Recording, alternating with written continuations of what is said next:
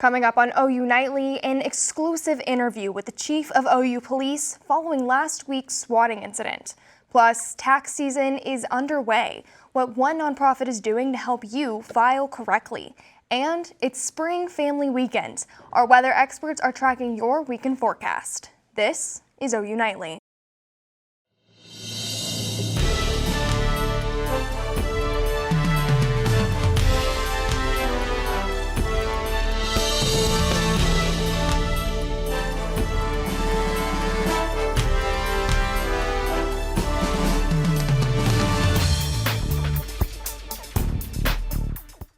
Thanks for watching OU Nightly at 4. I'm Carolynn Felling.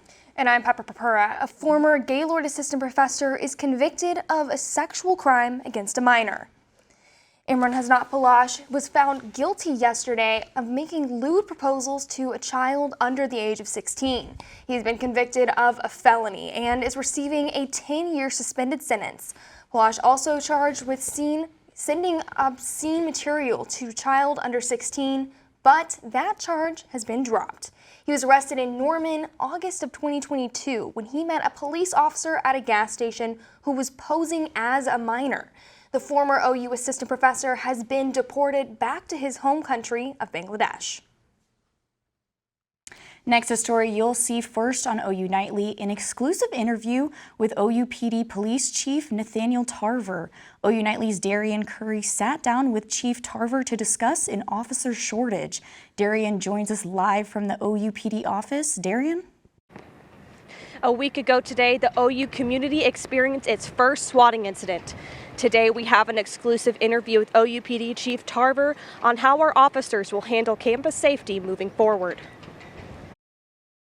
In the midst of a campus-wide panic of an active shooter, officers from all around Oklahoma rushed to the OU campus after a rave alert was sent out. But in the end, a 911 call turned out to be a hoax. A sigh of relief for the campus community, but the night sparked concerns about the number of OU officers on duty. It was probably about three officers on duty actively at that time. OU Police Chief Nate Tarver says the dozens of officers from around the state were helpful, even though it was a swatting call.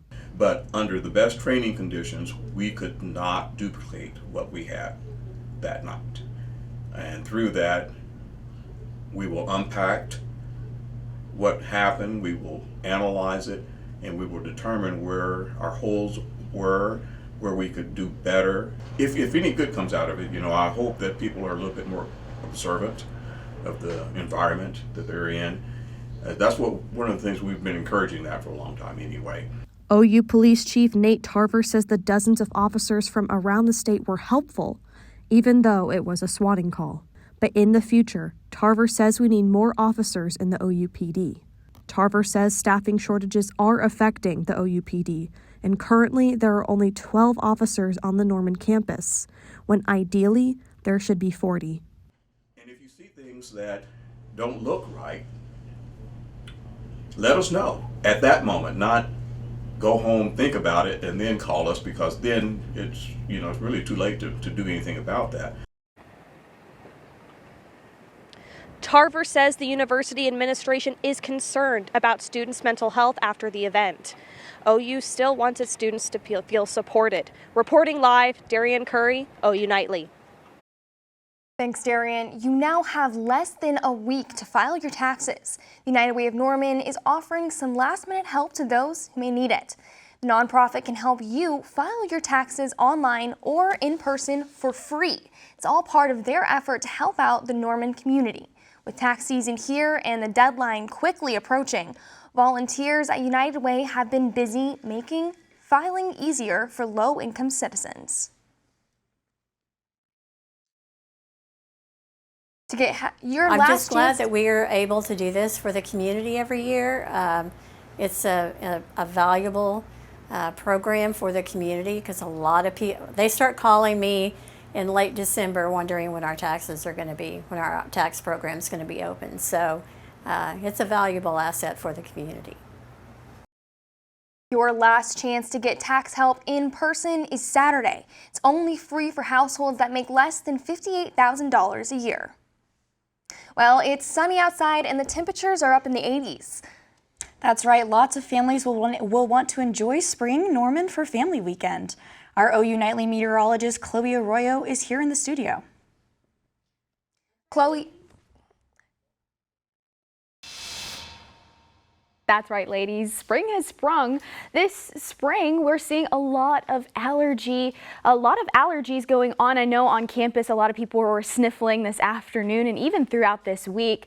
We have a lot of tree pollen, including weed and grass, but the main culprit is that tree pollen out there, and those temperatures very warm, not the hottest they could be, but with those warmer temperatures, they're definitely supporting that allergy index temperatures in the upper 60s to lower 80s or upper 70s. Norman's sitting at 76, and then we're even down in the lower 80s as we head a little further north. Now, coming up here in a bit, we have much to talk about. We have a severe storm set up this afternoon for northern portions of Oklahoma. Out to our northwest, we also have high fire dangers. We'll talk about that here in a bit, and your family weekend forecast. I'll have all that information coming up here in a bit. Back to you. The Acts of Kindness Association is selling $5 hats in an end-of-year sale for only 1 week.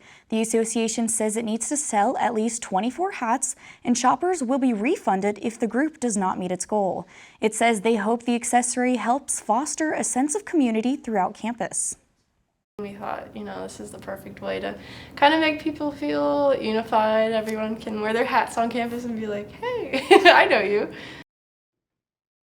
If you'd like to purchase a hat, reach out to the Acts of Kindness Association on Instagram. Their account is called @OU Hats Acts of Kindness. The sale goes out for the next 7 days.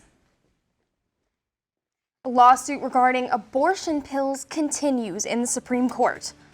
What the approval of these pills means for Americans, coming up next. And an update on the federal loan forgiveness plan. What this means for college students after the break.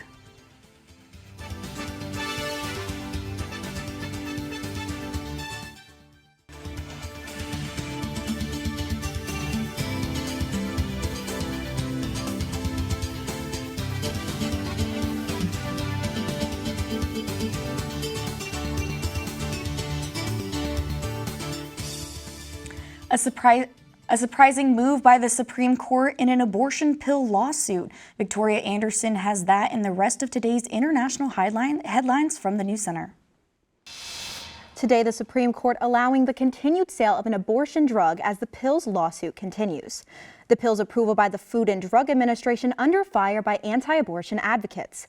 Both the Biden administration and the manufacturer requested the continuation of sale as the trial continues. Loan forgiveness is becoming more of a reality for students after a settlement passed by the Supreme Court Thursday. The settlement separate from Biden's student loan forgiveness plan will cancel loans taken out due to misrepresentations by colleges, leading to unfair profits for universities. The settlement is predicted to reach $6 billion. And an unpopular political move in France today, raising the age of retirement by 2 years. This move relieving the right to retire with full pension from those under 64. President Macron claims the reform is necessary to provide pension financing for the future. Mass protests are predicted to continue across the nation following this ruling. And Germany is making moves for a cleaner future, closing down the last 2 nuclear plants in the nation, all a part of Germany's goal to phase out fossil and nuclear power. Pepper, Carolyn. Thanks, Victoria. Coming up, OU's Indigenous community is getting a new high princess. And we'll tell you when and where to attend. And it's sunny with 80-degree temperatures here in Norman, but these dry conditions could be bad news for some parts of the state. OU Nightly meteorologist Chloe Arroyo will walk us through what to expect. Chloe? Yeah, that's right. It looks pretty calm on campus right now, but just to our north, a severe thunderstorm watch could be issued pretty soon here. I'll have all those details coming up here in just a bit.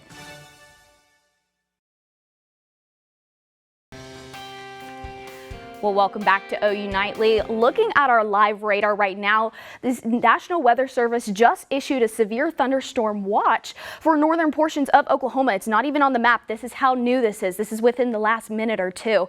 You can see a couple of cells are beginning to pop up just across the Oklahoma-Kansas border.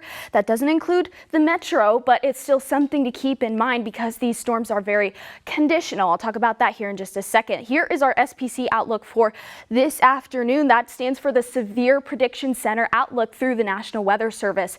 This yellow region is a slight risk, which is a 2 out of 5 so it's a very elevated risk for severe weather for northern portions of Oklahoma. Now, here's what's giving this storm so much energy. This map right here is indicating a lot of energy within the air. So, meaning we have a lot of those ingredients that are favorable for producing a lot of severe weather, which includes those higher winds. You can see that dry line right there. Now, what makes this very conditional is the cap. Now, the cap is something that is above us, a layer of warmer air above the environment, above the surface, and when that warmer air reaches the same temperature below us, that's when the cap is what we call breaks. And when the cap breaks, that's when those clouds begin to rise and that convection begins to basically become free, and it can grow as much as it desires at that point. So when this is when there is a frontal boundary with that becomes more of an elevated risk for severe weather. Now, going back to that dry line off to our west, you can see that dew point is very evident of that dry line up in the panhandle. You can see those drier dew points, and then those more moist dew points within central portions of Oklahoma. Now, here's a look at our wind gusts coming from the south, once again feeding that storm just to our north. Here is a look off into the panhandle. We have a red flag warning because when you have those elevated winds and drier conditions, that's what makes our red flag warning very apparent right there up into the panhandle for northwestern portions of Oklahoma. Now for family weekend, it'll feel very nice overall. Temperatures in the 70s for your high tomorrow, so feeling very nice. Now let's take a look at the rest of the forecast, sitting in the 70s and even the 80s off to next week. We'll have a chance for precipitation on Tuesday as well as Thursday evening. So a beautiful look overall for the forecast. Will be very warm. So just 2 days to keep in mind, Tuesday and even Thursday PM, but above all, a very nice week.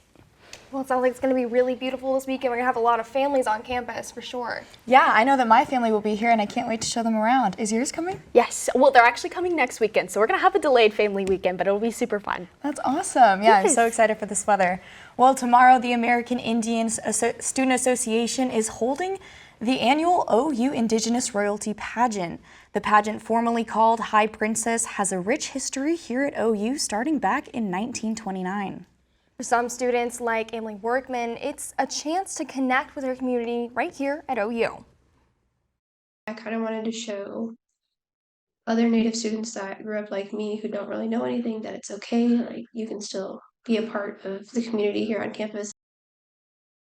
The pageant starts at 6 p.m. tomorrow in the Meacham Auditorium in the Union, right here on campus.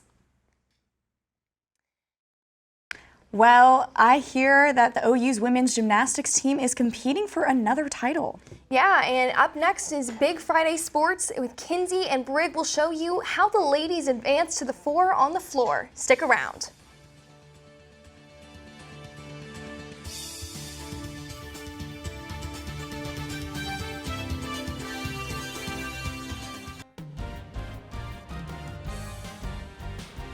Hello, welcome to Big Friday Sports. I'm Kenzie Iserman. And I'm Brigg Bates, a Sooner legend, a 3rd overall draft pick, and a 6-time Pro Bowler, announced his retirement today. Sooner born, Sooner bred, the Southside Oklahoma City native was born into the Crimson and Cream. Gerald McCoy went to Southeast High School in Oklahoma City, just 18 miles north of OU. What followed was a monster career with the Sooners, gaining 2 first-team All-Americans, Big 12 Freshman of the Year, and leading him to an 11-year NFL career with 4 different teams. Flipping on to the mat, it's ring season for OU women's gymnastics teams, and they are one step closer to repeating as national champs. Brigg, the Sooners had a career-high team score on the floor at the NCAA semifinals. The Sooners took second with a score of 198.1625 and are advancing to the 4 on the floor for the 10th consecutive time. OU will be joined by Florida, Utah, and LSU. Tune in this Saturday at 3 p.m. to watch the ladies take on the LSU Tigers. Stepping into the circle, number 1 OU softball is heading to another non-conference game for the Miami Invitational. The 3-game slate features OU facing Oakland, Louisville, and Miami of Ohio. Haley Lee won Big 12 Player of the Week. Here's why she's hitting the ball so well. I feel like the team, like we mentioned, you just, at the end of the day, you're going to hit strikes. So, I mean, you can take A&M and you can take here and look at it differently, or you can just look at the end goal, and that is hitting the ball hard and hitting pitches over the middle of the plate and crushing them. So, I mean, at the end of the day, that's what I look to do, and that's really what I'm focused on the most. OU Nightly sports reporter Stone Weber is live at John Crane Field as OU Track and Field hosts the Sooner Invitational with an up-to-date report. Stone? Greetings from the John Jacobs Track Complex, where action continues here in the Sooner Invitational. OU sophomore Pippi Lotta Enoch is in first in the women's heptathlon after day one. Here's a look at how the Sooner men are doing. The last event for the day for the men's decathlon was the 400-meter dash. The event featured Sooner Nikolaj Gronbeck, and after the 400, he is third overall heading into tomorrow's remaining 5 events. The Sooner Invitational continues right here tomorrow, and next weekend, OU Track and Field will host the John Jacobs Invitational. Reporting live from the John Jacobs Track Complex, Stone Weber, OU Nightly. Thanks, Stone. On to the next diamond. OU baseball hosts number 21 Texas Tech this weekend. OU's coming off a win against Wichita State and hopes to add another win to the column. This will be the second time the two have met this season. The 3-game Big 12 series begins tonight at 6:30 p.m. Here's head coach Skip Johnson's thoughts on his good friend Tim Tadlock's Tech squad. Real aggressive offense. They're going to be good. I mean, it's a great opportunity for us. You look at baseball only gives you an opportunity. That's all it gives you. And if you look at it any other way, then you're going to struggle. I mean, he's a great coach and known him for a long time. And so it's going to be a fun opportunity for our club. We talk on the phone just about every morning, except for probably starting tomorrow, and we won't talk, the next 3 or 4 days. The clock is ticking, the mat is set, title season is here for the OU men's gymnastics team. NCAA qualifying will take place at Rec Hall in University Park, Pennsylvania. The Sooners will face Penn State, Ohio State, Cal Berkeley, and Springfield. The NCAA championship begins tonight versus Michigan at 6 p.m. Coming up after the break, I show you the mental challenges that face OU cheer squad and cheerleaders around the world. And the Thunder fight for their playoff lives tonight. Hear from Josh Giddey on the atmosphere that awaits the team.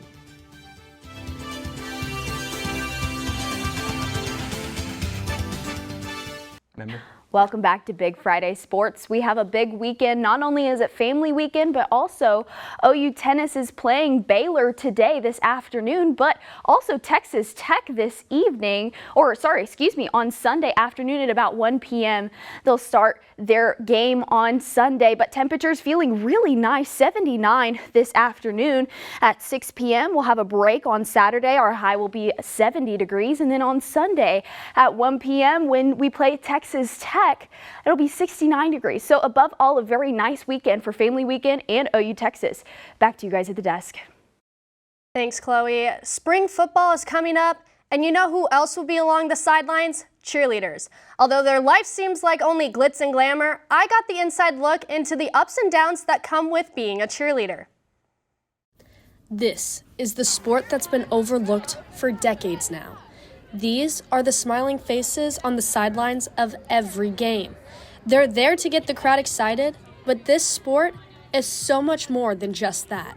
A lot of other sports, your life doesn't come into danger, and your body, you can tear your ACL, but you're not gonna fall on your neck. And so I would say that that's where cheer is kind of different.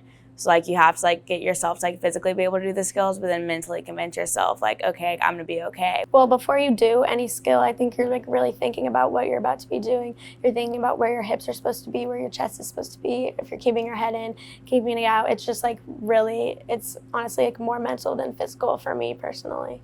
Cheerleaders have many kinds of obstacles that they have to face, but one of the hardest ones is themselves. Mental block is when you're kind of in your head, right? You have a disconnect between your physical body and mentally, and it shows up for, numerous reasons. My mental block definitely messes with my confidence. It makes me feel like I'm just not good enough because I can't throw this skill that I've been throwing forever. and it did impact my mental health just because like cheers like basically my whole life, and if I can't do this like one thing, it's like, well then like why am I even here? Not knowing where your body's at in the middle of a skill is also known as the twisties. These types of mental blocks even impact the world's best athletes, including Olympic legend Simone Biles. This is a pause in their timeline, but it does not take away from their talent. I think it was like just a really good example of showing that like you can still like be very good at your sport or whatever it is you're doing, and still manage to be true to like yourself and your mental health and like take care of yourself, right? Like you can do both of those things. So the next time you see a cheerleader on the sidelines, just remember their sport is so much more than just another pretty face. Kenzie Iserman, OU Nightly.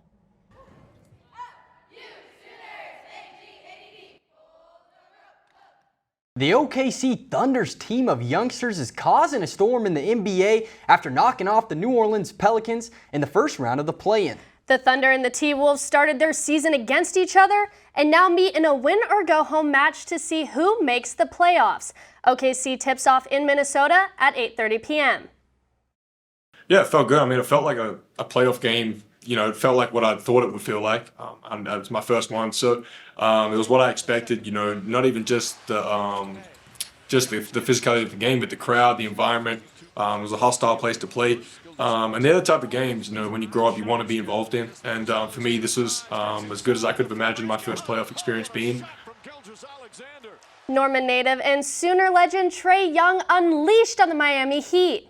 Young dropped 25 points as the Hawks flew past the Heat to advance to the first round of the playoffs versus the Boston Celtics. Game 1 is Saturday at 2:30 in Boston. Good night.